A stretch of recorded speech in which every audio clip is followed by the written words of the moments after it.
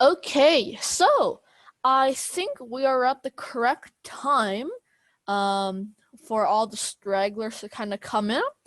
So I think right now we can just get started with our class. So last time, just like a reminder, we kind of switched up how we were going to pick our speakers. So instead of everybody just trying to volunteer for second, third, I'll follow along the numbers. This time, the numbers is from 8 to 14. If any of them don't go, I can expand it down a little bit, but otherwise... Wait, can you...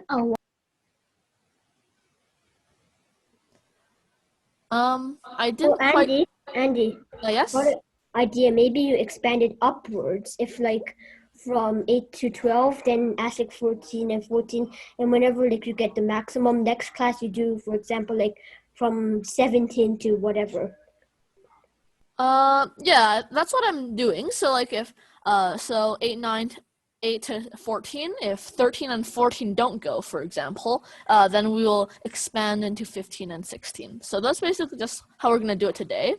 So that's basically our speech thing. That's how we're gonna do our speeches today. So otherwise, we can just get straight into attendance. Okay, so is Ethan L here? Here. Okay, terrific. You know what? I think I can just go on participants. So James seems to be here. Yes. Okay, nice. Evan seems to be here. Yes. It looks like Evan is here. Yes. Oh, sorry, I didn't call my name. Oh, yes. Okay. Jerry is here. Yeah. Next time, guys, try to rename to your ID. It makes attendance so much easier, so we can kind of get it done quicker. Okay. You know what? I'll just call it out because searching through it is actually taking more time. Is ID here today?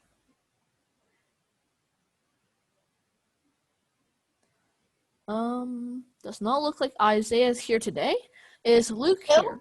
Oh, yes. Okay. Is Luke here? Do we have Luke? He spoke a moment ago, so I'll just mark him here. Is Kelly here? Here. Yes, okay. Do we have Sarah? Here. Excellent. Do we have Jeremy? Of course. Wonderful. Do we have Tyler? Here. Excellent. Do we have Aurora? Here. Yes. And do we have Lucas? Yeah. Great. Do we have Ethan? Do you have Ethan W? Hello. Excellent. Do we have Beavis G? Here. Terrific. Do we have Tiani?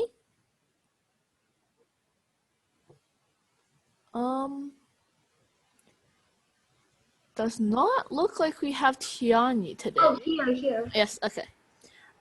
Do we have Alexis? Here. Excellent. Do we have Cyrus? Hello. Excellent. Do we have Cynthia? Here. Terrific. Do we have Nancy? Here. Terrific. And last of all, do we have Raymond? Here. Nice. Okay, so that is our attendance done. It seems like everybody is here, which is terrific. Wonderful. So yeah, today we'll just get straight into the lesson.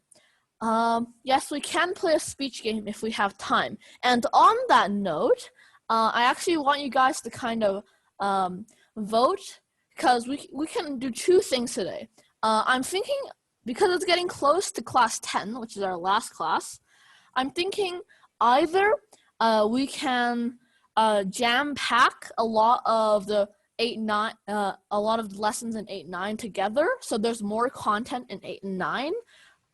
So we might go overtime in 8 and 9. However, if we go overtime in 8 and 9, we might be able to kind of play a game almost all day on the last class for more of a freebie.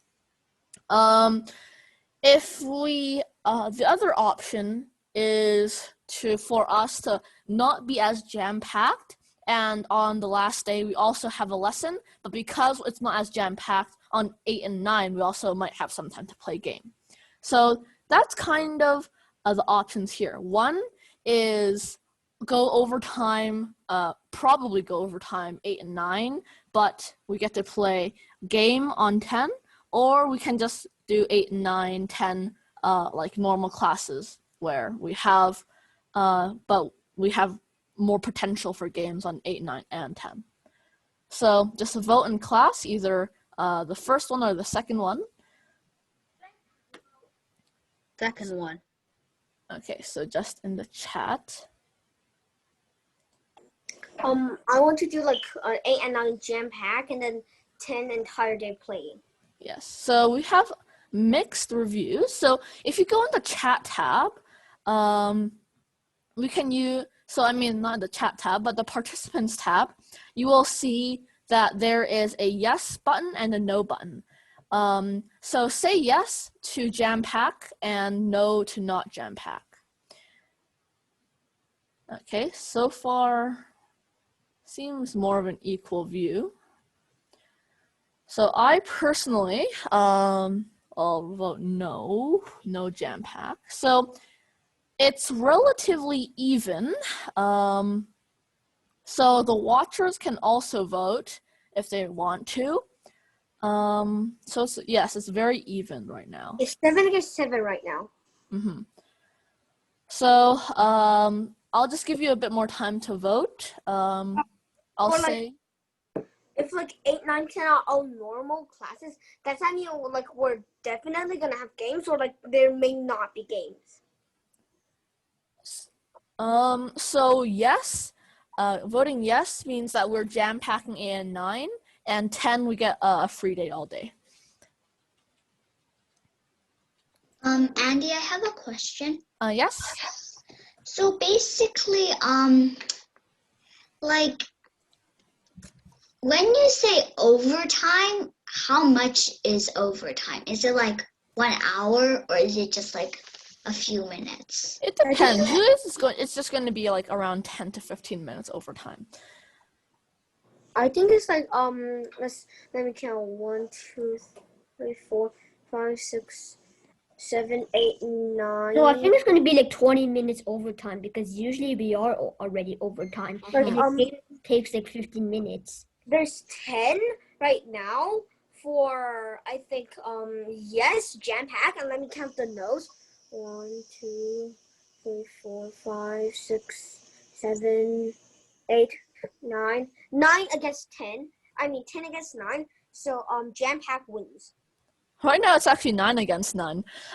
So I'll just kind of let it kind of settle for a bit. I'll look at it at the end of our first few lessons. So 1, 2. Andy, I think this is on my dad's phone, so I'm gonna leave for a few minutes and go back, come back to this meeting on the iPad. So.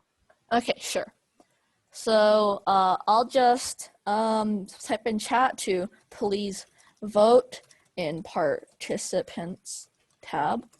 And I guess we can just get started with our lesson for today. Sorry for kind of the delay at the start. Okay, so now we can get into our presentation, and the first thing we're going to talk about today is actually some storytelling. So actually, I'll just start sharing, for example, because I think I might have accidentally deleted a slide.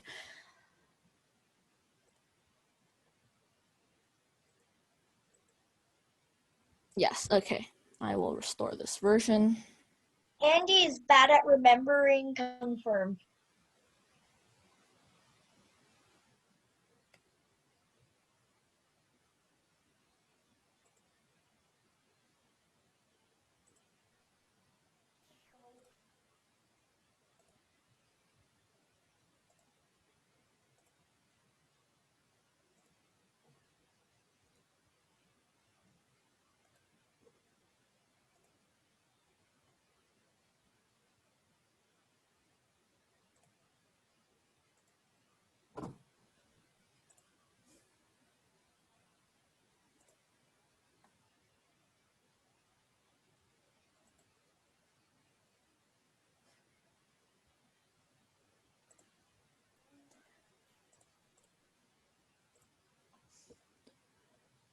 Okay, so I guess I'll just do this not a full screen. So I guess like without further ado, because this is a little bit delayed for now, I will talk about our impromptu lesson today. Again, it's impromptu skills as always. I feel like you guys have mastered impromptu basics pretty well because I know how all of you guys are doing in impromptu basics, and I know how all of you kind of learn and how you speak with impromptu basics, and I think that you guys completely mastered it. So that's what I think is important, is that everybody can start mastering the basics and kind of go into the skills. We have a lot of content, so that's why I would appreciate if you guys kind of take notes or take screenshots. So there are a lot of different things in these classes. So again, today we're going to be learning a bit more about the tidbits of impromptu speech. So today we're going to be either we're going to do storytelling or differences between debate and speech. If we're jam-packing the classes, we're going to do both of these. If we're not, we're only going to cover storytelling. Otherwise, we can just get straight into storytelling. I will start with this. Why do I keep hearing story time? It's storytelling. Okay. So basically, the first thing we're going to cover about storytelling is about being concise. Okay. Now, the meaning of the word concise, since it might be a bit of a new word for other people, we'll give kind of like what is concise. So concise is giving a lot of information clearly in a few words, brief but comprehensive, okay? So an example of this is a concise account of the country's history. So you can talk about something for hours and hours and hours without getting to the point. That would not be concise. You can talk about hours and hours and hours for lots of information. That's still not concise. You can talk for a short while, but you don't get anything down. That is not concise. Concise is if you speak a lot of information in a short amount of time. So that is being concise. So basically, the interpretation of being concise is being clear but being short, okay? So clear but short, informative but short. That is our kind of motive for storytelling in a concise way. So basically, what we want to do to be concise is to make our stories like shorter but not lacking in information. That's basically the core goal of being concise in storytelling. Okay. Another one would be for the question why. Why should we be concise, right? So we talked about what conciseness is and what being concise means to do, but we want to say why should we be concise in storytelling, right? That's because we have a limited time in impromptu. So a lot of people might struggle with filling up the time, so this might not apply to them. However, a lot of people might have a lot of trouble trying to actually get in the information in the amount of time, because for some people being those 5 minutes will go faster than ever. So that's kind of why we have to be concise with storytelling, because of the limited time. That's why if you go into the nationals where you can speak for a longer amount of time, you can afford to bring more details and more kind of different dialogues into your stories. So another reason, why should we be concise? It gets the main point down faster, okay? So what is the main point of your speech? If anybody have learned language arts at school, perhaps they've learned a plot diagram. We have the exposition, rising action, falling action, resolution, right? And the teachers always tell you to keep the exposition short. And the reason being is that it gets the main point down of the story, it gets to there faster. Because like kind of the introduction part will be a bit more boring for the audience, just like, oh, this is this person, and I knew him for however amount of years, and we do this together, that. So it gets to the point a bit faster because you're being concise. So if we can see this as kind of a information density, being concise is a lot more dense with your kind of information. Okay, another reason. Why should we be concise in storytelling? It's easier to remember precise words, okay? So what I mean by this is not for you to remember precise words, although it might help. It's for the audience to remember precise words of your stories. Yeah. So if you like go on and on and on, the words will dilute themselves, if anybody knows what dilute means. It will dilute themselves, the words will not be as important as usual, and it will be much, much easier for kind of us to remember the different precise words in your story. So that's one big reason why we should be concise in storytelling, because it's much, much easier to remember precise words, to remember what exactly we said. So now another reason yet, our fourth and last reason, is it gives less things for the audience to remember. And I don't mean this in more of a negative way. I mean this in a positive way. So this is kind of what we talked about in Impromptu Basics about organization. It's not bad that you are having a lot of information. However, if you kind of go on and on and on, like a ramble, they won't catch on to any of the important stuff. It's better for the audience to remember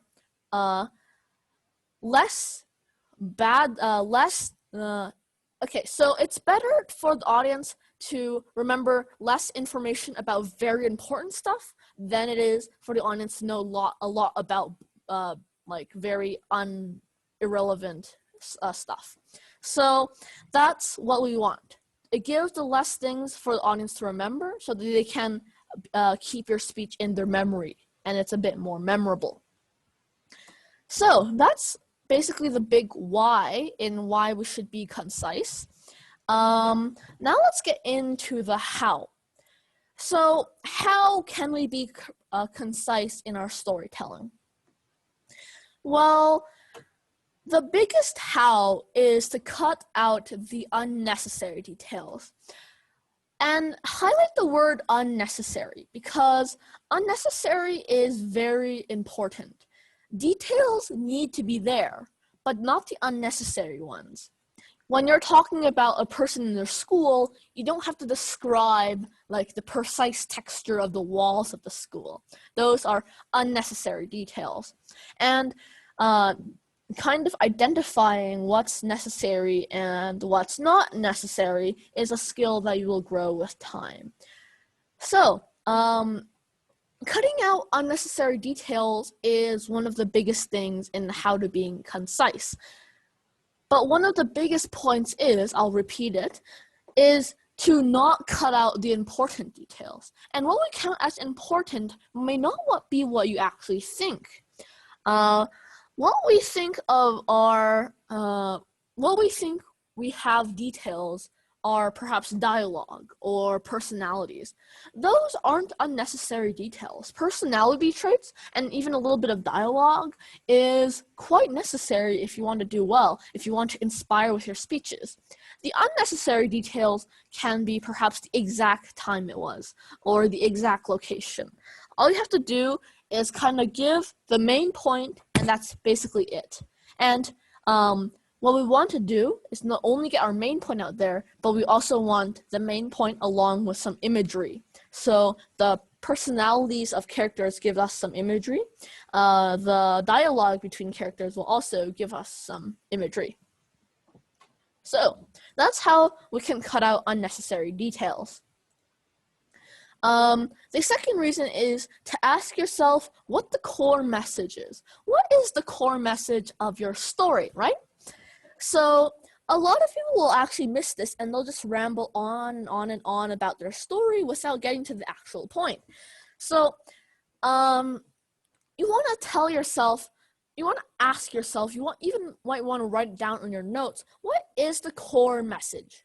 What is the core message of the story?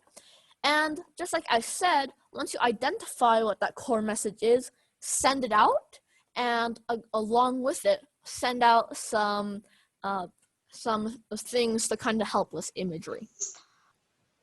So that's basically how we can cut out the unnecessary details. Ask yourself what the core message is. So for example, if your topic for today was why, for example, climate change is important, and you give us an example of perhaps a person living in some region on the earth who get flooded every year, who get natural disasters every year, you want to ask yourself what the core message of that is. So the first thing you want to do is look at the topic.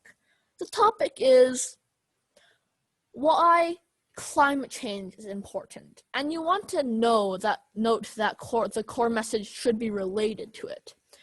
Then you ask yourself, what do I want the audience to remember? If they were to walk away with one thing from our story, what should they remember?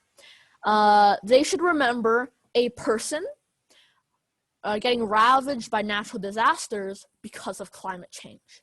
And that's what the core message is. It's what you want the audience to remember. Once you find the core message, you want to kind of have the core message at its center and wrap it up with imagery. That is truly being concise with storytelling. The third one is ask yourself what background information is needed and what is not needed. So now that you found the core message, you always need some background information. So the name of the person is relevant. The place in this example is relevant. However, how much damage it did is not relevant because we have to be concise. It doesn't contribute too much to our core message. So ask yourself what information is needed and what is not needed, and that's one big way of cutting out the unnecessary details, because background information is, of course, details. Remember, important information, still keep it there. And last of all, identify important parts versus unimportant parts. This is kind of the thing that encapsulates all of being concise. Identifying important versus unimportant parts. It is where we have the core message, which is important, where we have the imagery, which is important, where we have relevant background information, which is important. The unrelevant background information, unimportant. The unimportant parts of your speech, of the details, unimportant parts. That is the core message I want you to be getting. So that is our last little sentence. So if you want to take your screenshots, take your notes, this would be a good place to do it. And while you guys are doing that, does anybody have any questions so far? It's okay if you want to turn on the chat and ask in the chat.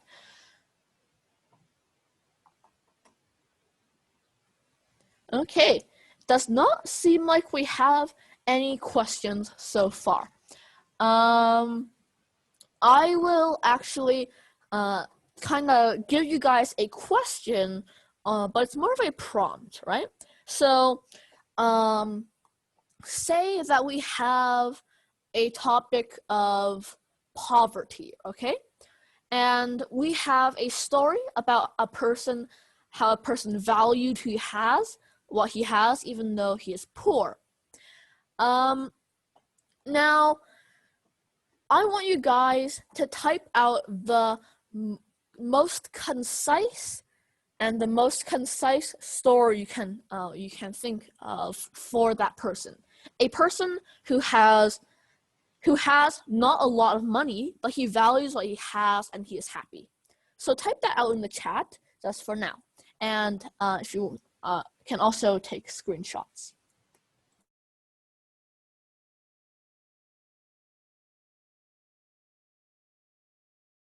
Okay, so I turn on the chat.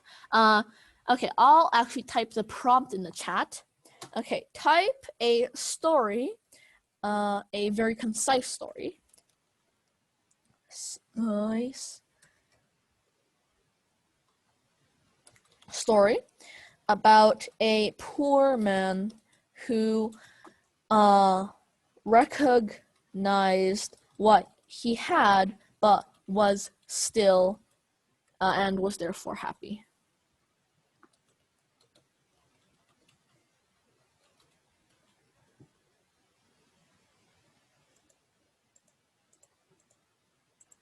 Okay, so that's kind of just a job for here. It shouldn't take too long because you should be concise. Yes. Yeah. But remember, we also do want to include some of the relevant background information. So I'll just give you a few minutes to do that, and we'll head on to the next slide, which is about prominence. So I'll just give you perhaps 2 minutes because it should be relatively quick.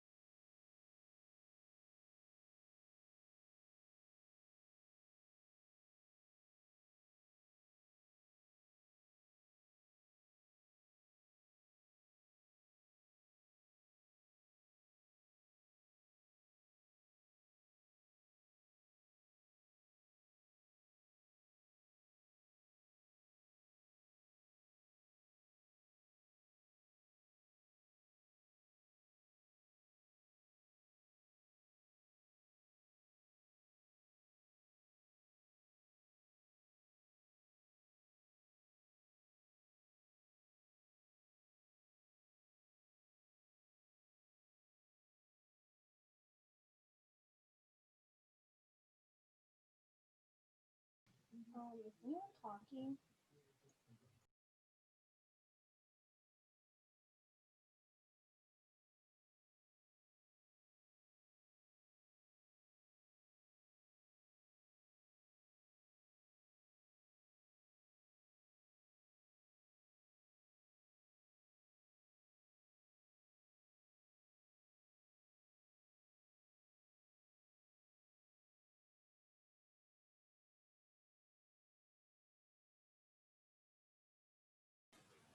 Okay, so that is kind of our 2 minutes up for kind of writing these little stories. So yeah, everybody gave us appropriate lengths of speech. They gave us kind of a very concise speech, which is very, very good. So a lot of people gave us short kind of stories, but they were still very impactful. So that is kind of what we want in our stories, for it to be short, but not too short, otherwise that they would have no power and no impact in them. So that's kind of what we want to do with stories. So wonderful job, everybody. Wonderful stories. Okay, now on to our next part of the presentation, which is again going to be about storytelling. Last time we talked about prominence. Now we're going to talk about, no, last time we talked about conciseness. Now we're going to talk about prominence. Okay, so the first thing we're going to answer today is, what is prominence? Okay, the dictionary definition of prominence is situated so as to catch the attention, noticeable. The new housing developments are prominent landmarks. So that's basically what prominent is. It's making something noticeable. So in paraphrase, in speech, it is trying to direct the audience's focus to a story. So when you direct the audience focus to a story, it becomes more prominent. Okay, so that's basically what prominence is in storytelling. Okay, so the prominence is the direction and the minds of your audiences, right? This is somewhat related to being memorable. Okay, the next one is why. Why should we be prominent in our speeches? So this one would be perhaps a little bit more obvious, right? Of course, it's to have a more memorable story. When we have people who can remember our speeches better, we have more memorable speeches and more memorable stories. When we have memorable stories and speeches, it turns out to be a more impactful and more powerful speech. Because, for example, one of the most famous speeches was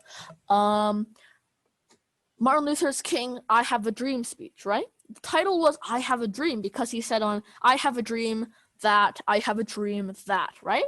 So that was very memorable. That was very I have a dream powerful. today that one day something about racism and how we can change it. Yes. Yeah, okay. So that's basically a big kind of theme, is the more memorable something is, the more powerful something is. So I just want you guys to kind of keep in mind, if you have something that's memorable, your speech will become more powerful. Okay, the next one is, it serves as a foundation.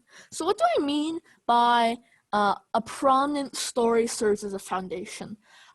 So one of the biggest things we can do in speech is that we have a hook, right? And what I see a lot of people doing, which is actually very good, is that once they're finished with their hook, they kind of make references to it throughout their speech. And they almost kind of build upon the speech on that very prominent example, okay?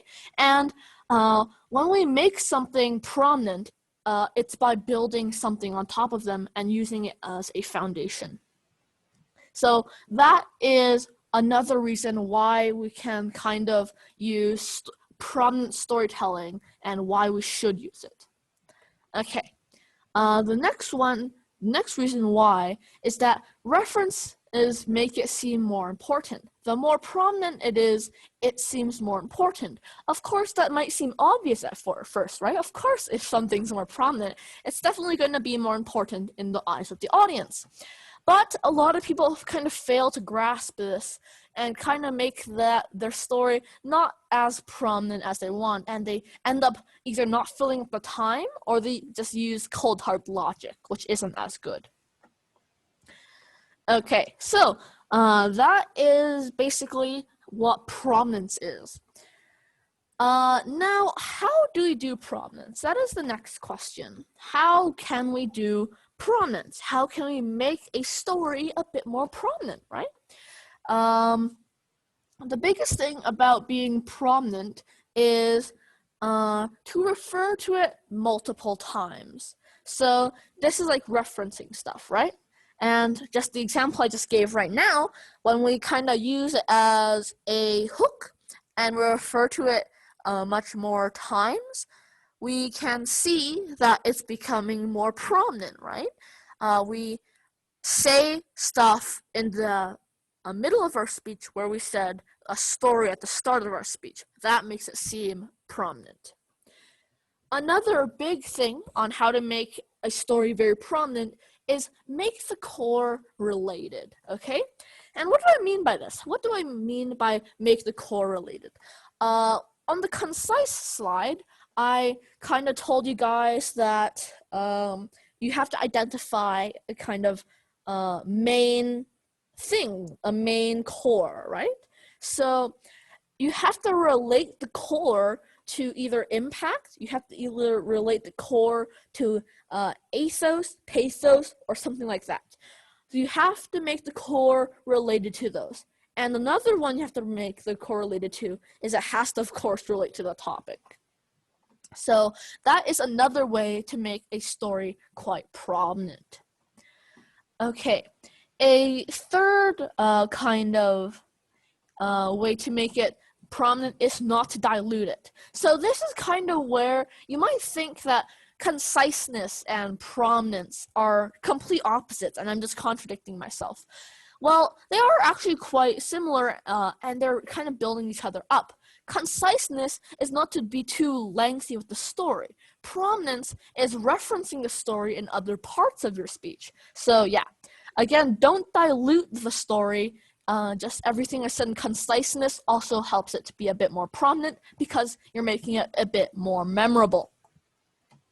And last but not least, identify important parts versus unimportant parts to repeat. So this time I added a to repeat to the end. That is basically the basis of prominence. Basically, to identify important parts versus unimportant parts, and you want to to repeat the important parts and make references to the important parts. Okay, so that is storytelling in a nutshell. Nice. Okay, so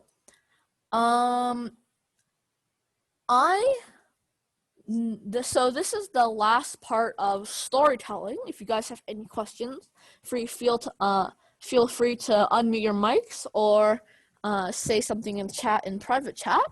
But otherwise, if you don't have questions, please take a quick screenshot and you can kind of get started with taking notes and just asking me questions, yes. Okay, it does not seem like we have any questions today. So the end result for our votes was 11 to 10. So a lot of the admins and a lot of the parents actually want us to not jam pack it because they want to for us to not have to go too much overtime. So since the vote is very close, the admins and the adults, your parents, want it to be no, so I will not be jam packing. Instead, yeah, unfortunately. But we will still have time today for a nice little game today. Okay. Okay, so the next part for today then would be a demonstration, okay? So the demonstration for today will be, the topic will be about change, okay? So we will just I'll just stop sharing for just this moment and I will reshare it so that I can copy and paste the practice just in case I accidentally clicked there and you accidentally kind of took a little sneak peek at the practice question because of my mistake. So I'll just paste it in and you guys can kind of see first you're gonna see my demonstration. So I'll share my screen again. Yes. Oh, not change, sorry, but challenge. Okay. Challenge, not change. Okay. So I'll exit here. So those are going to be our, that's going to be our practice type of topics for now. So during my little demonstration, you can think about if you are the numbers that I called out today that might be speaking today, you can think about what topics you like. Okay. So, basically, my topic for today will be challenge. I think I did one, on the same topic, perhaps 2 months ago. So I'm going to try to improve from that, because improving and learning is one of the biggest goals in trying to do speech. Okay, so I'll switch to this online timer. Okay, let me just see the chat for now. Okay. So I'll turn on my video so you can see hand gestures.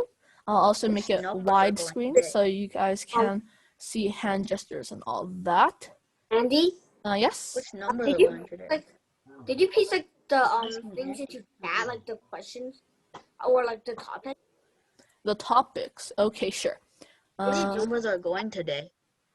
What numbers might be going today? I think it was from 8, which is Sarah, up to 8 plus 7, which is 15.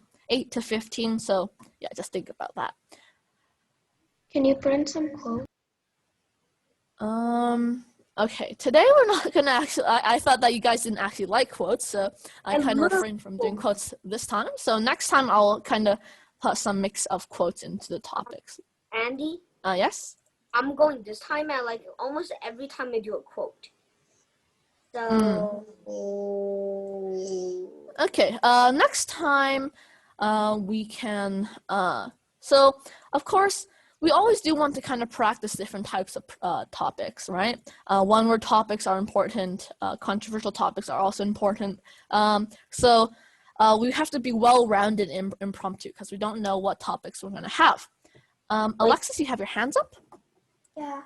Are we gonna be doing jam-packed classes or no jam-packed? No jam-packed for now. Okay, so I can start my speech. I'll just adjust my camera a bit so it's a bit lower and you can see hand gestures perhaps a bit more clearly. Yes, like this. I'll start in 5, 4, 3, 2, and 1. Back when I was in grade 5, I had a classmate named Roy, and he was excellent at math. He was one of the best in our classes. We were in grade 5, he was already doing grade 7 math. So the teachers all extolled him. Our classmates told him that he was so good. How was he so smart? Let's proceed to the next year. We were all in grade 6 now. He was still doing grade 7 math. Next year, we were doing grade 7 math. He was also doing grade 7 math. No, people no longer congratulated him as much. We did not extol him. When we were next grade, in 8th grade, again, he was actually slowing down and he was behind doing grade 7 math.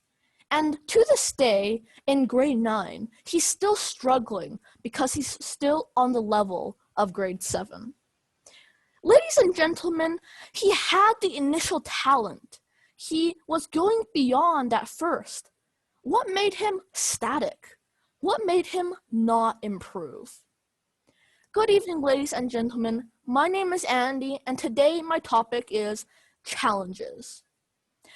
I think one of the biggest causes for people to remain static, I think one of the biggest causes for people to never improve is for them to not take challenges. A good example of this is picture a homework, okay? A homework assignment. And you had to read perhaps a very boring book. What do you think of this as? People think of it as a challenge, an obstacle. However, what if I change your mindset a little bit by saying all the good reviews it had? Oh, it was one of the best books people have ever read in their life. What if I told you that genius is one of the biggest correlations with reading. You read more, the smarter you become. What if I told you that other people in the Americas are illiterate? People around the world are illiterate and they suffer. Now what do you see that book as? Do you still see it as an obstacle? Lots of people won't. People will see it as a learning opportunity. Now, the biggest cause for people never to improve is not taking challenges. They stay inside their comfort zone, and this is a devastating effect. The effect of staying in your comfort zone is that you become static. And just picture this. Look at you. Look at what you can do, your skill sets, what you can do right now, your talents. Now, becoming static is kind of like that. Take those talents, take those skills, take those self-preferences, and freeze them in time. They cannot change anymore. If you grow even 10 years, your skill set wouldn't change. You cannot learn anymore. Would it be fun? Would it be nice? Of course not. Because challenges aren't obstacles, they're opportunities. And when people think of them as obstacles, they shirk back to their comfort zone where they can be comfortable. But in the long run, as we just saw, your skills are freezed and you're going to be a lot less comfortable. So ladies and gentlemen, this is a devastating effect. How can we reverse or even mitigate this effect? The biggest mitigation is to see challenges that are not obstacles. They're opportunities. They're learning opportunities. If you believe that challenges can be overcome, you'll see learning opportunities. If you believe that challenges are impossible, they'll become impossible obstacles. Ladies and gentlemen, the biggest mitigation is to look at them differently. Look at challenges as learning opportunities. Ladies and gentlemen, Roy was static. However, there was another boy. He at start had ADHD. He did not do very good with math, but he loved to take challenges. He loved to explore, to learn, and his skill sets grew and grew and grew. And by grade 6, he was already finished high school math. Ladies and gentlemen, thank you. So that is my speech for today. Try to notice the storytelling parts here. So the biggest storytelling here is going to be the hook story, which is about Roy, and at the end, which is about a less intelligent, about with ADHD, but love to explore. And in the middle, we just have theoretical examples. What if I freeze your skills? What if I told you this? Would you still see reading? Yes. Okay, now we will go back to kind of the practice topics. Yes. Okay. So I see lots of questions on what is a pet peeve. A pet peeve is something that you especially don't like. Perhaps it's people being ignorant. Perhaps it's somebody chewing loudly. That can be a pet peeve. So just something that you don't like. Lots of people don't like people in the halls just texting, staying there. That can be a pet peeve. Or people who chew gum, that can be a pet peeve. It can be small, it can be big. For example, people being ignorant about COVID-19, that can be a pet peeve. It's something that you dislike. So that's basically these topics. Now I will go see my list. Okay. Our number 8 ID is Sarah. Sarah, would you like to go first today? Yes, please. All right, excellent. And can I have the hobbies? Hobbies. Okay, hobbies. Excellent. Okay. Jeremy, would you like to go second today? Sure. Okay, what topic? Is there a quote topic? I really want to do a quote this time. All right. You know what? I'll just search for you an inspirational quote if you really want to. So I've actually see how all of these are purple. I like to see a quote a day because it's very nice for your speech. Okay. So you can just choose one from here. Yeah. So just try to take a screenshot so you guys can see it better. Jeremy, you can pick one. So Jeremy is going second today. Tyler, would you like to go third today? Wait, can you go back to the tab? 2 seconds. Yes. Okay. Can I be habits? Habits. Okay, nice. Habits. Okay. Nice. Okay. So hopefully you've done taking the screenshot. I'll close the tab now. Okay. Aurora, would you like to go fourth today? Yeah. Okay. What topic would you like? I guess I'll have pet peeves. Pet peeves. Okay. Lucas, what would you like? Lucas, do you want to go? And if you do, what would you like? I want to do none. I can't really hear you very well. Mind saying it again? I don't really want to do any of them. Okay, so do you not want to speak today? Because that's fine. I wanted to. I just don't want any of the topics. Okay, so I guess I'll just pick you a random one. How about you can have creativity? I guess. Sure. Okay. Ethan, would you like to go sixth today? Okay. All right. Excellent. What topic would you like, Ethan? And I have should your instincts be trusted? Okay, instincts. Nice. And last of all, Beavis, would you like to go today? No, thanks. No, thanks. Okay. Number 15, Tiani, would you like to go today? Show. No? Show. Oh, okay. So, yes, okay, Tiani. Tiani, what topic would you like? What topic is there left with? There are 2 topics left, which is your skill set and perspective. Then your skill set then. Skill set, okay. All right, so I'll paste this into the chat. Jeremy, have you found a quote? Yes. The quote is, "There is nothing impossible to him who will try." Alexander the Great. Okay, there is nothing impossible. There's nothing impossible for a man who tries, right? No, like to him who tries. Like just like basically. Yeah, to him who tries. Okay.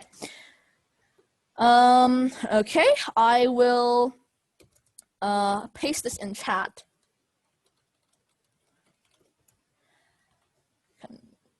Yeah, and I'll set a timer for 5 minutes for you guys to prepare.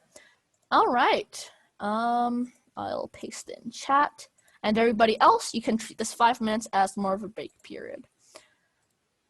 And you guys can start preparing in 5, 4, 3, 2, and 1. Andy, Yes?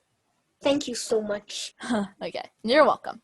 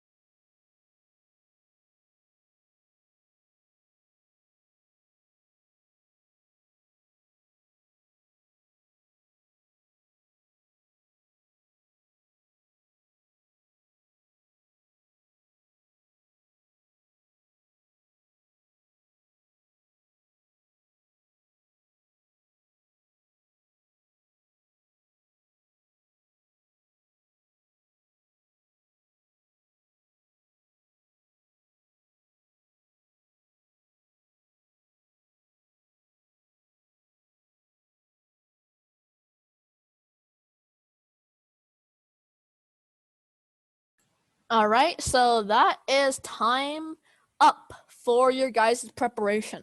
So while other students are speaking, please do not prepare any further, so we can practice our we can practice competition types of speech preparation. Okay, so our first speaker for today will be Sarah with hobbies. Okay, so if we want to turn on our mics, turn on your cameras. Sarah, you can start in 5, 4, 3, 2, and 1. I have many hobbies. Most of them, and the ones that I will show you today, are my favorites. And everyone has hobbies, right? So, what are hobbies? Today, I will tell you what are hobbies and my favorites. Hello, my name is Sarah, and today I will be talking about hobbies. One of my most favorite hobbies is reading books. When I read, they are mostly when I am tired, sleepy, or sad. This would help me change my energy. And I found out that reading a book also led me to seeing a best friend. People like Trier from A Single Shard, people like Brian from Hatchet, and people like Malala from I Am Malala. I also met role models such as Helen Keller and Ruth Bader Ginsburg. Another hobby that I have is traveling. I loved the foods from different countries. One of my most favorite countries' food would be Hawaii's. The taste of those shaved ice, coconuts, pineapples, bananas, and fresh from the tree. They were really good. Sometimes I like the architecture. Those museums, buildings, churches, and mostly hotels. I really love those Hawaii hotels. They are so beautiful. One of my third hobbies is about art. Art really, just like books, calms me down. It also expands my imagination. Most of my writing, they come from pictures of arts, books, and culture. And I found out that because me and my brother are never perfect, we hardly get together. When we fight, I would try to make things better. And sometimes I feel like saying it doesn't really help anything. I mean, like, you could say something and not mean it. So I decided that I usually draw pictures, things of Lego and robotics, and I tape it on the front of his door. That way, when he gets out of his room, and then he will see the picture, and everything will be just fine. So these are my 3 favorite hobbies. Tonight, I want you to think. These are Sarah's favorite hobbies. So what are mine? Maybe your hobbies might change your life completely on a different path. Thank you for listening to my speech. All right, Sarah. So excellent speech for today. So I think that you took a very good route on storytelling. Notice how I did pick topics which are easy to make stories out of. So very good. Very good storytelling for today. So I think what you excelled majorly on your stories is actually being concise, right? You gave us very nicely and compacted speeches and stories, which is very good. And I did not even spot any hint of no imagery. So there's lots of imagery, especially when you talked about perhaps the Hawaiian food and Hawaiian hotel. You gave us big picture, big imagery. So at the end, you kind of made us a call to action, which is very good. Very good with that. Used a topical format with a topic of each hobby and a subtopic of what you did with those hobbies, right? So excellent formatting, excellent storytelling. And yeah, so the only feedback I really have for you would probably be with prominence, okay? So we usually want to emphasize the prominence. Perhaps at the end, you could kind of summarize what your hobbies were, and that would kind of make it a bit more prominent. Perhaps you could also give us some different impact for our lives to make it a bit more prominent, which you did, but not impact to our lives, but like impact on our other parts of our speeches, such as I stated before, something like that. But otherwise, though, excellent work, Sarah. You completely grasped our lesson for today. There was a good core. You found the core message. There was very concise, very good formatting. Overall, excellent, terrific speech. Keep up the outstanding work. Okay. Our next speaker for today will be Jeremy with There is Nothing Impossible to Him Who Tries by Alexander the Great.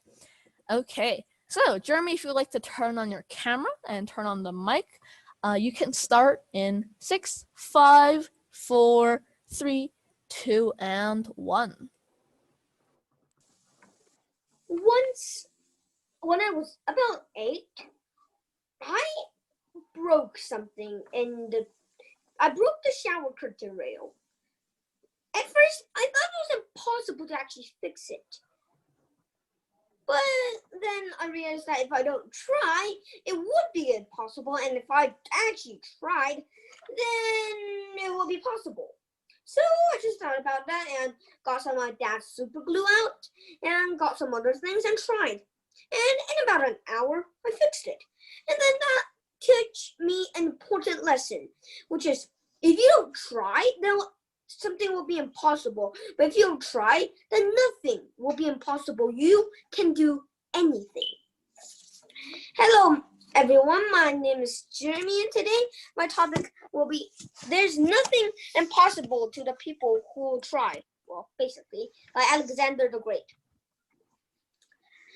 Think, like, when I was 8, I broke it, but how did I fix it?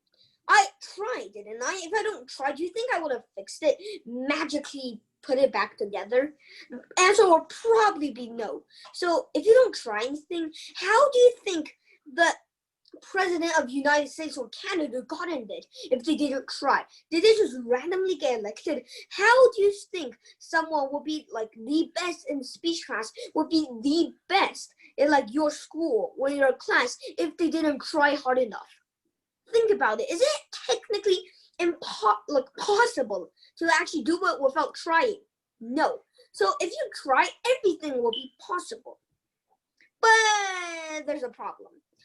The problem is many people, they look at something. Let's just say this essay you have to write 1,000 words. They think it's really hard. And they don't even try. Then by the time that the teacher asks them, why don't you hand in your homework? That person says, my dog ate it. Not very good. But if you try, it's actually very easy to do it. Like today, I finished, like, I typed 400 words in like 2 hours. So it's very easy to do, but like, if you don't try it, then everything will be impossible. If you try it, then everything is possible. So believe me, try things, and then you can succeed. An example for this problem is in Lego Boys Club, we try to put 2 flags, like our robot tried to hit 2 flags. We did many times and failed. So many people just give up and then went away, kind of like a problem. But me and another team member keep trying and trying, fixing every little bit, even if it's just like 0.001 turn of the wheel or other things. Then finally, we got it, and well, we're happy. But the other people, do you think if we didn't try, would we succeed? Probably not. So the solution is just always try something. If you don't try, then you'll never succeed. If you try, I promise you, you will succeed. I can see this in the future. If you try more, you will succeed more. You'll be more happy. And then if there's a hard project, then later on, you could do that. Let's say this. Let's talk about the solution for a while. There's a hard project. There's hard project. Team A and Team B. Team A doesn't even try. Team B tries. Which one do you think will be better? Team B will definitely be better because they tried our solution, which is they always try things. But Team A, they didn't listen. So they just failed. And they most likely get a C. Well, B will probably get an A+. So before you go to sleep tonight, think of one thing, just one important thing that you've given up, and then try to do it. And always remember this: there's nothing impossible to the people who will try.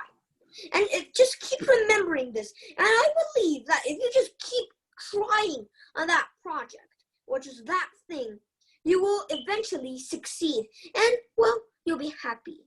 So please listen to my advice and try. Always try, no matter if it's the hardest thing in the world, no matter if it's the hardest thing to you.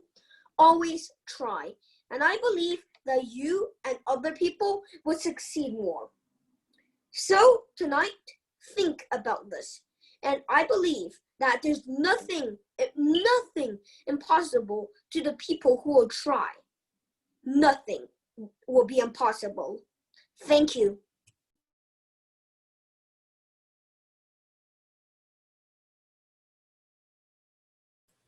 All right, so nicely timed, Jeremy. So I think that you did very well, and you understood our lesson today very well as well. So I think that You also excel very much with kind of the logical side of impromptu. So with logic, you had very good reasoning. You gave us very good organization with a problem solution format.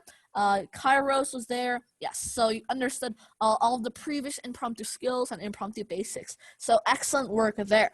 So for storytelling, I think that you did very well with conciseness.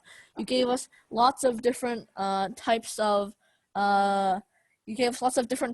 examples and stories, but they were all very concise, so you didn't go overtime this time, which is excellent. So you did very good with concise. You limited all of the details, but remember to still keep some imagery inside so that it can paint an even better picture. Okay, for prominence, I also think that you did quite well with prominence.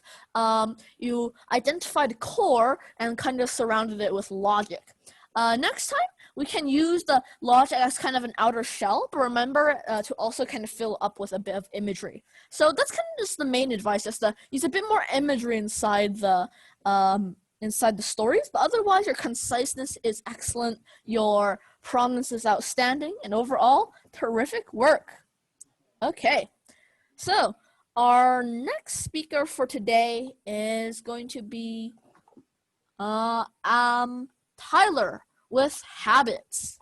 Okay, so when I click start, Tyler, you can start to turn on your video and turn on your mic, and you can start in 5, 4, 3, 2, and 1. Once, my friend Richard started to play games because everyone else at school started like having phones. So he decided to check out some of the games they were playing. And soon he would have a specific time to play every single day.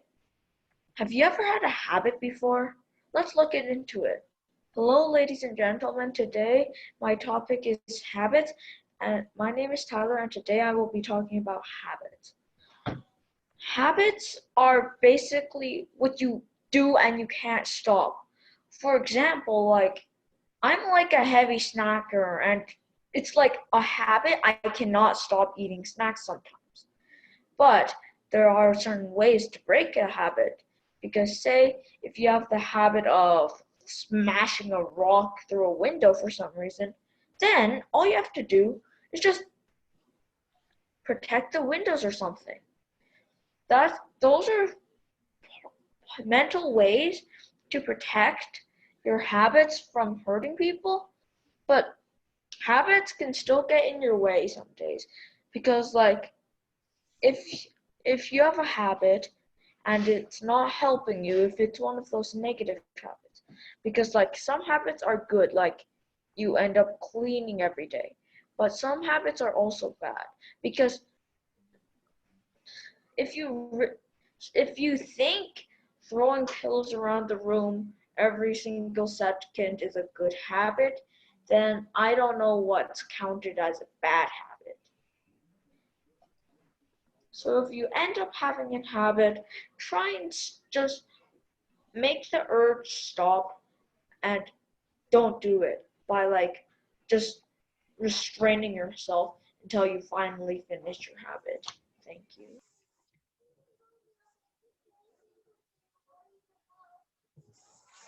Who's saying so? What's happening? Okay, so very, very good, Tyler. So I think that you did very well today with habits. You gave us plenty of different examples. Yeah, I think you understood the today's lesson quite well. So I think you mastered impromptu basics, so congratulations there. You use the tidbits and all the rhetorics from impromptu skills. So I think that you're handling our speech classes very well. Excellent work with that. So kind of starting off with the examples, again, very concise, very good. None of them were like run on. None of them took more than took more time than like 1.5 minutes. So very, very good, concise stories. They were very good. They were very interesting, and I think you even gave us a little bit of imagery in all of them because of a heavy snacker and playing games. Those are very imagery. It's very picture-inducing. So I think the only feedback for you for today would probably be with some core messages. Just think about what is the core message of this speech and kind of just repeat it throughout the speeches, and it would be even more prominent. But otherwise, though, excellent speech, and keep up the outstanding work.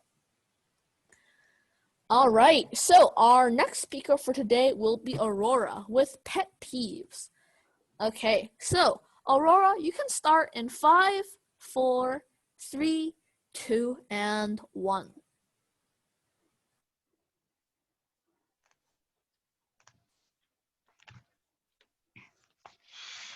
So once in gym, there was this group of people. They wouldn't really try because they would just sit out and talk, and they wouldn't try. This is something that I really, really hate, and is a pet peeve of mine. So basically, like I said, people that aren't trying on anything is a really, really big pet peeve for me because, well, they aren't trying to improve and they aren't trying to just get better. So basically in the story, those kids who would just sit out and talk, well, they wouldn't really get better. They would, while the rest of the people got better, they would just, they would just stay at their current level. They wouldn't improve or anything because they didn't try. So, yeah. So basically some other pet peeves of mine are people who eat really, really loudly because it's really, really annoying. And another one is people who are like I don't know, like mean to other kids because well, it's like kind of like an obvious pet peeve for everyone, right? Because everyone hates bullying. So yeah, what are your pet peeves? Are they like some of the ones that I just listed, or are they different? Thank you. Alrighty, so very, very good speech, Aurora.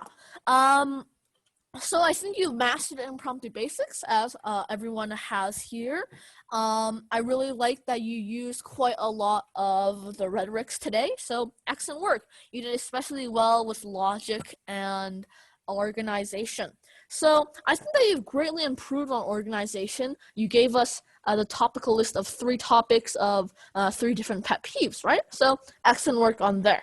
So I think that you had very concise stories. They were very well done. You kind of eliminated the not needed details. So I think you understood that part of our lesson today. So I think the part where you can work on would probably be with a bit of prominence. Try to add a bit more imagery within your stories. Try to picture it like how it happened, like picture it in the minds without going too much over time. It's like a delicate balance. And try to reference your examples like throughout your entire speech, and that would be even better. But overall, though, I think you had very nice, concise stories, and overall, outstanding speech, and excellent, excellent work. Okay, so Lucas has already turned on his camera. Lucas, your topic for today is creativity.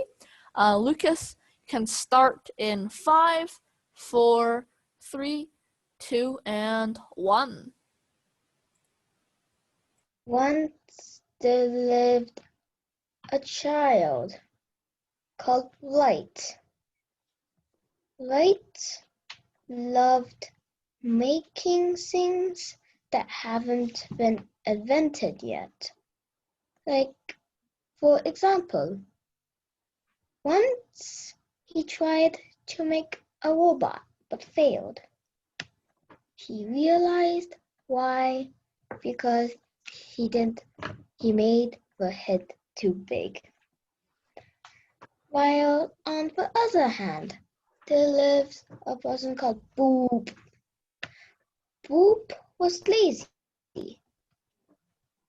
When he was in grade 4, he was the last place in building cars because he didn't know how to build cars. Unlike White, who won first place because his car was very creative. So as they both grew up, Boop became lazier, while White became, well, White became even more smarter and smarter. So as time passed on, White had already built a bunch of inventions that were already successful, like building a mechanical dog and mechanical teeth, while Boop, on the other hand, still did nothing and nothing. So on the day that they passed away, White was remembered as a hero, while Boop was remembered as nothing. So now that's why creativity pays off. So here are the 4 reasons why creativity is useful in your life. Reason 1, the creativity can pay off.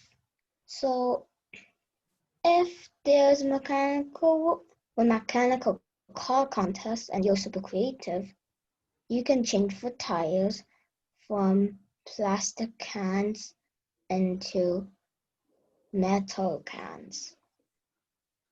The metal cans, and you can also change your robot from tall to small and build long arms with tires. Reason 2, you will be happy and proud if you make a new invention that hadn't been made before. You will feel really proud and happy for making that invention. So also when you die, people will remember you as a hero for building so much great machines for them. And finally, reason 4, it's very useful in your life. So if you're old and you're too lazy to get the mail, you can send out a robot to get it for you and bring it back in to your house. So that's also very useful in your life. So yeah, thanks for listening.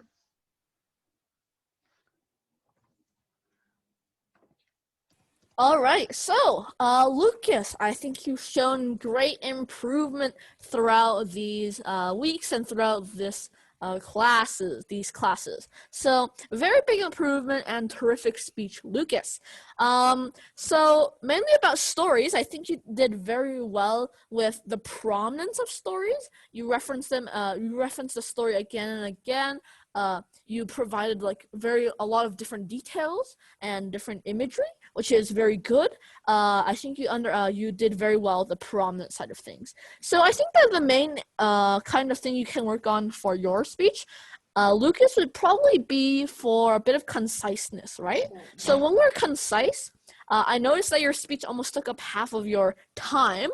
That story took up half of your time. So try to kind of limit down the time you use on there. So that you can also get more prominent stories out there, because you only had one prominent story. I recommend 2 or 3, but otherwise though, I think that you did very well today, Lucas.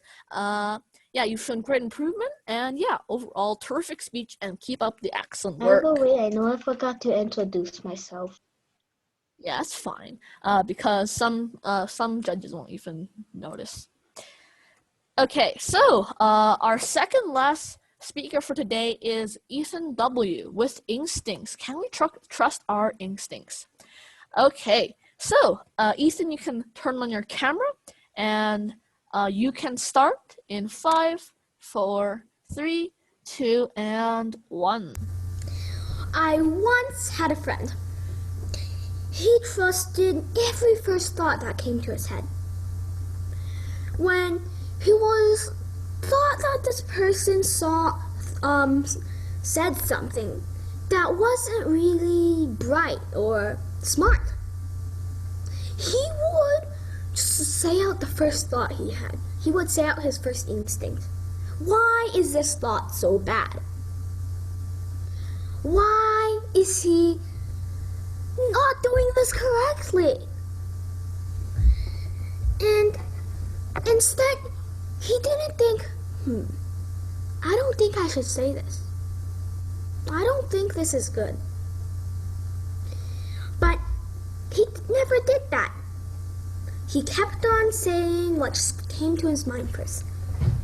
This eventually led him into a bad situation in school. He would be known as the rude person. He wouldn't have much friends. So trusting his instincts led him to this.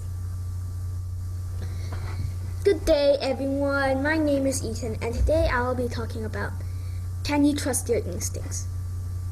As I said, maybe trusting your instincts is bad, like you might get in trouble, but sometimes it's actually very good. So say you're just unintentionally doing this. There's a stove right in front of you, and then you just really tempted to touch it. You're slowly inching your finger towards it, and you barely touch it for a bit until your first instinct says, yikes, I'm not touching that. It's way too hot. So that might actually save you from maybe a second-degree burn. We both know that a lot of people, when they first meet a bear, their instinct is, bear, let's run away. Except, if you run away, it's just gonna intimidate it. And the same thing with a shark and a wolf. When you see a shark or a poisonous jellyfish swimming in the water, your first instinct is, whoa, I'm gonna swim away as fast as I can. You're not gonna go and think, what type of jellyfish is this? What type of shark? Is it a great white shark? Your first instinct is to run away. And if you run away and you don't think, what type is it?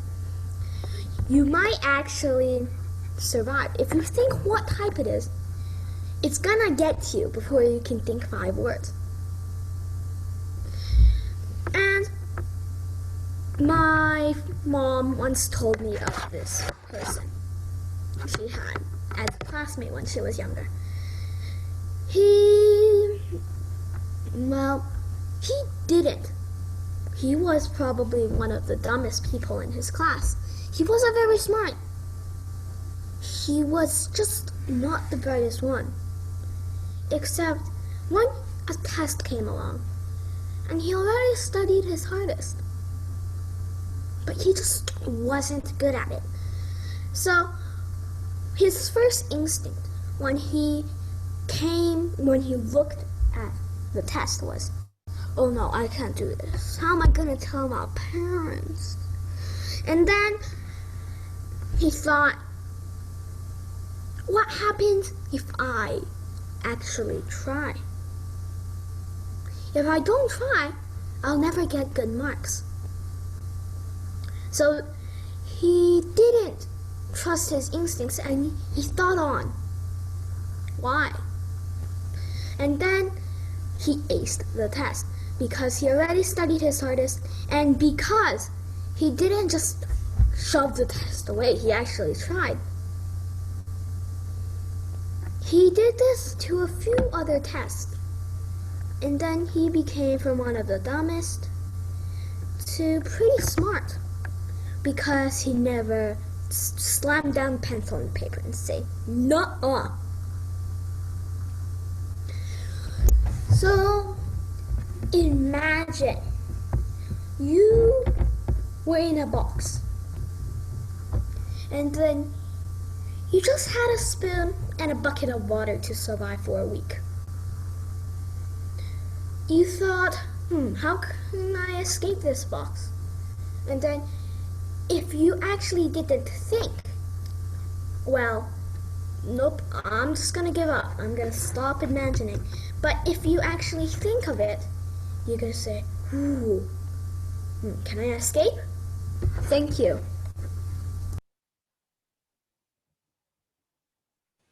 Okay, so Ethan, I think that you did especially well with storytelling today on the more of the imagery aspect. So I think that you painted a very, very vivid picture with your speeches today.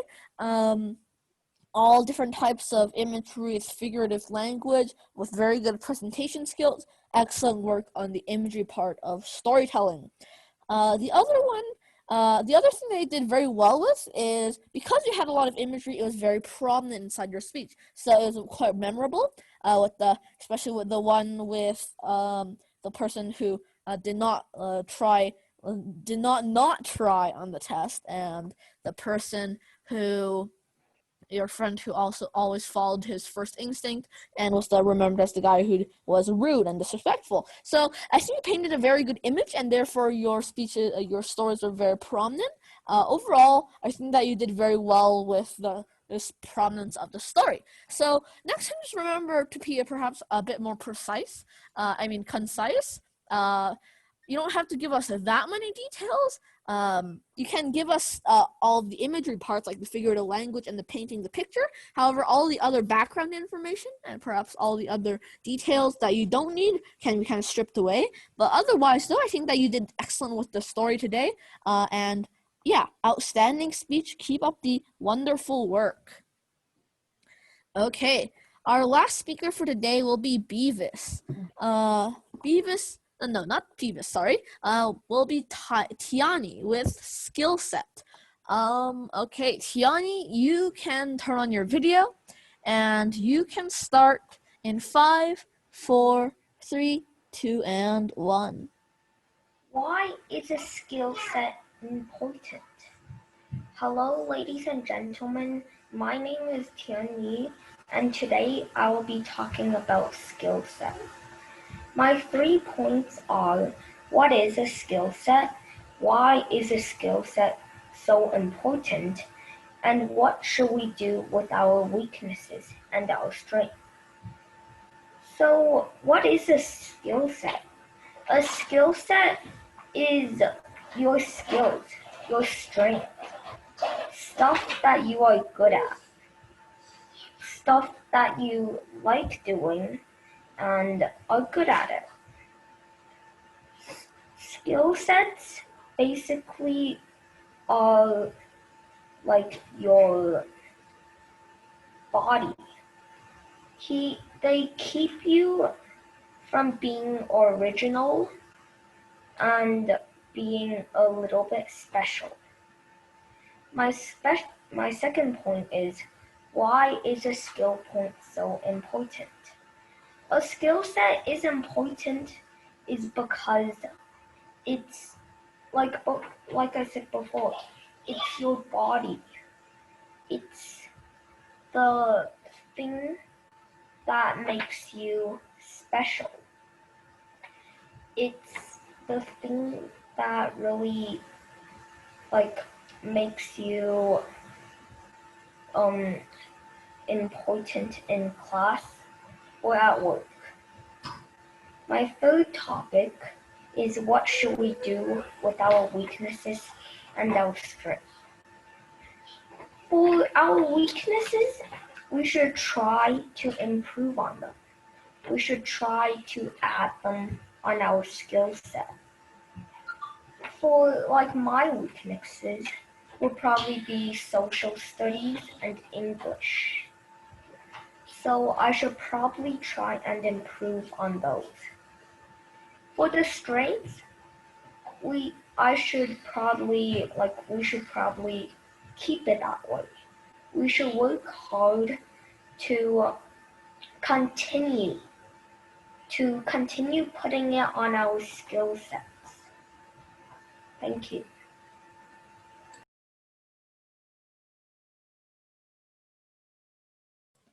All right. So, very good speech, Tiani. So I think that you excel very well with logical speeches. You gave us a very good organization, and you gave us lots of reasoning behind your speeches. So I think that's your excelling point. I think that's one of the skills in your skill set. So very, very wonderful work with logic and logos, Tiani. So I think that you did very well with logos because you understood the topic, you understood what it was, you defined it in your speech, and yeah, I think that you did very well. Just remember to kind of add perhaps a few types of personal examples to your speech. I think you added one about your own personal weaknesses that can be treated as a personal example. Overall, I think that you did very well. Try to tell a few stories, but very good logic, very good logos, and overall, excellent, excellent speech. Keep up the outstanding work. Okay, so that is our final speech for today. So, if you guys want to say, if you guys just want to kind of tell your parents about how we will not be jam packing our classes these days, that will be wonderful. And yeah, thank you guys all for coming. And today, I will just end it here. So, goodbye, everybody, and thanks for coming.